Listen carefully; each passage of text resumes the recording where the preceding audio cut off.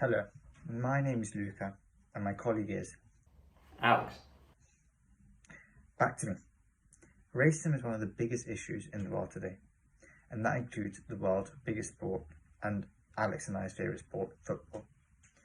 Even in today's more progressive society, racism plagues football like a disease. It affects almost all the aspects of the game, from the player's performance to their livelihoods to the fan culture and the experiences. In our TED Talk, Alex and I will explain how racism has affected football, the causes, the problems, and how it's being dealt with, and the possible solutions that we can come up with to solve this issue that should not be an issue this day and age. Now, racism in football is still very prevalent. Every year, Kick It Out, an independent charity organization that works towards racial equality and inclusion, publishes a summary of the reports of discrimination it has received throughout the season. These reports come from the professional leagues to the recreational leagues, and even from social media. Kick It Out's most recent report from the 2019-2020 season shows shocking increases in the levels of race hate and homophobic abuse around football matches and across social media, despite the fact that the season was put on hold for several months due to COVID-19. Overall, in the professional game, Kick It Out saw a 42% increase in reports of discrimination in total, up from 313 to 446. There's also a 53% increase in reported racial abuse in the professional game between this season and last, from 184 up to 282. Take away all these facts and statistics, and even the most casual football watchers can tell you that racism in football is still a huge issue today. Just the other day, the football world saw another tragic incident of racism, and on one of its biggest stages nonetheless. In fact, this week, on Tuesday, December 8th, in a Champions League match between Istanbul and Paris Saint-Germain, a football assistant on Turkish team Istanbul Başakşehir was allegedly racially discriminated against by the fourth official. When the players found out about this, all players on both teams agreed to walk off the pitch in an act that sent a clear message that racism would not be tolerated. Incidents such as these, unfortunately, happen all the time. Now, as Alex has just mentioned, there is still ongoing racism in Europe, as, for example, this week on Tuesday, the racist incident in Paris between the game PSG and Istanbul, where the players walked off. Now, to go into more detail, I'd like to talk about racism in Italy. Now, in Italy, there are two types of racisms. The first one is racism based on your skin, the colour of your skin, so your ethnicity. And the other racism, well, we call it racism in Italy against my people, because I'm affected by this, but it's more discrimination based on your region, so we call it territorial discrimination, or in Italy, racism. Now, according to the article, The Ultras, Racism, Football Culture in Italy, written by Carlo Paldori and Carlo Baldresi, in Italian stadiums we have something called the curva. So there's the pitch with the goals, so these are the goals, and behind there's the curve. And now in this curve, the ultras sit. Now the ultras are notorious for their violent and aggressive support, and the way they support the teams, the fights they get into, but they're also a far-right extremism group. They have one leader, and they have very extremist ideas on ways to support, and in fact they are racist. Most of them are, some are, but that is the main theme. Now, this racism has spread around, through the curves, through the curvas, by the ultras, and so has far-right extremism. Now, since the end of the Second World War, Italy had political conflicts everywhere, and different teams would represent different social statuses. For example, Milan, we have two main teams, AC Milan, red and black, and Inter Milan, blue and black. Now, AC Milan would represent more the working class and were considered more left-wing. However, Inter Milan were more the team of the suburbs, and they were closer to the more conservative political ideas. And of course, these would, in games, they would fight over their ideas and different ways they support, and it would bring different types of problems. However, fans would gather and be racist, and this racism culture has, it's still evident now in many games, and every year we have a couple incidents. And these racist and fascist movements have not only been built up by young students, young hooligans, but also by blue-collar workers working in the city who actually have important jobs, who are still racist. Now, these groups, they would form their own small political parties, and they would mostly side with the Leninist ideas. And nowadays, these groups are known as ultras, and that's their story.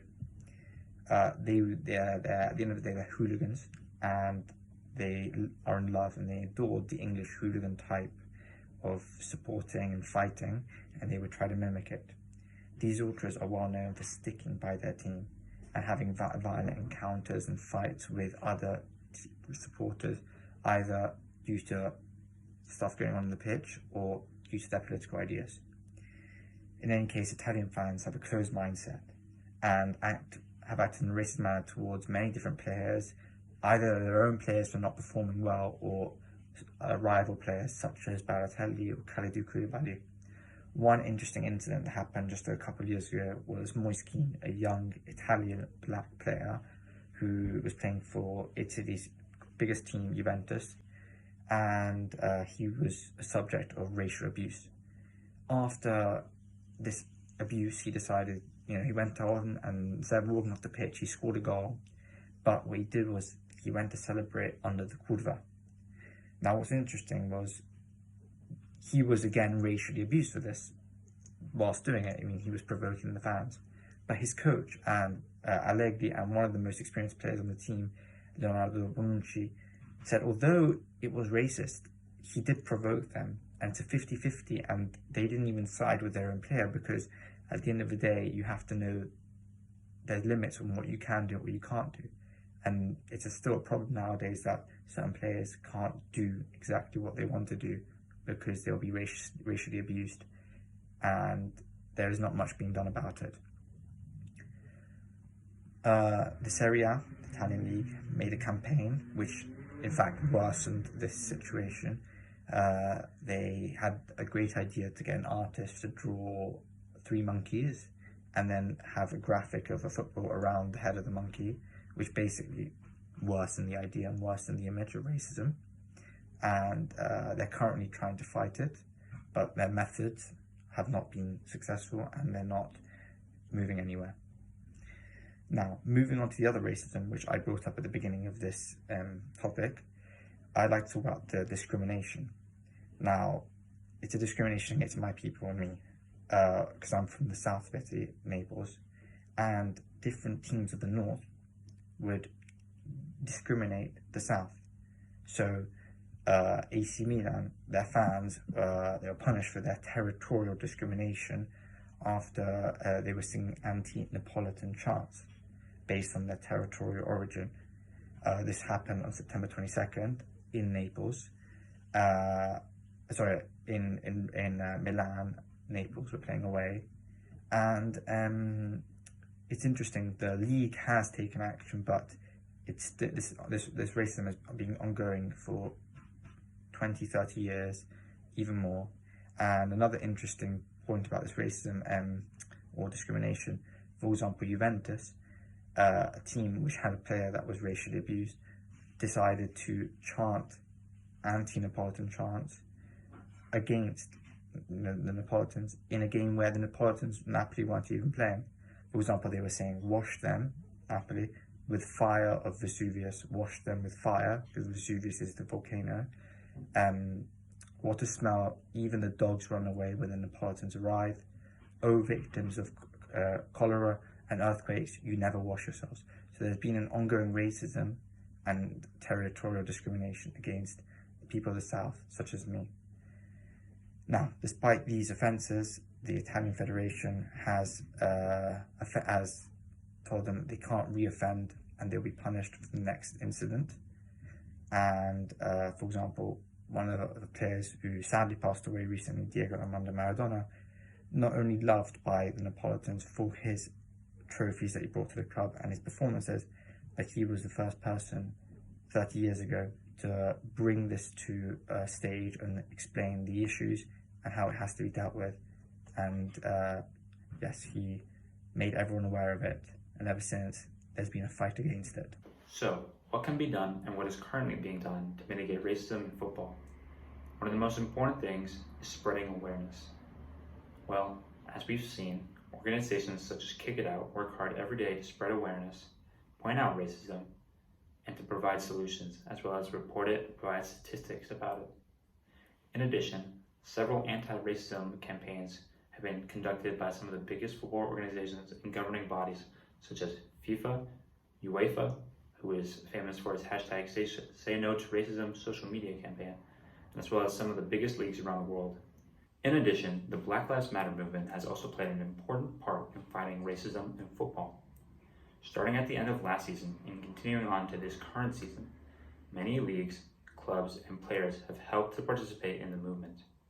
Many teams, for example, in England's top football division, the Premier League, have knelt before the start of games, held moments of silence, and worn Black Lives Matter instead of their names on their back of their shirts. They did this to help raise awareness and to protest the racial discrimination of Black people.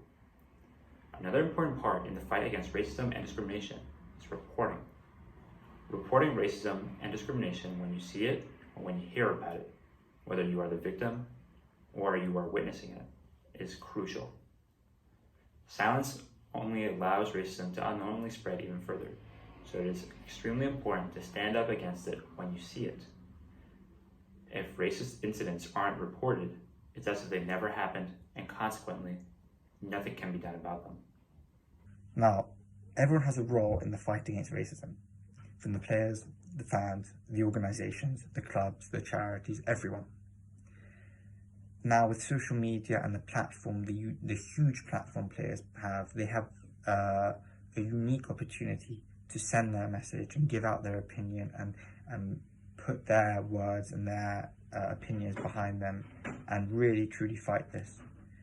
Now, football has made huge strides in the ongoing fight against racism, but there is still much to be done. Every day, every week, every year, there are new campaigns, and racism seems to be eliminated and losing every year. We keep on progressing, and it's amazing that this wonderful sport is finally getting rid of this horrible, horrible thing. Football is a wonderful sport. Often it is referred to as the beautiful game, but it is not quite yet the equal game. Even though in recent years, football has made much progress towards the equality of its players and the fans, there's still much left that can be done. Still much progress to be made so that the sport that we love is equal, fair, and a safe place for everybody. Thank you.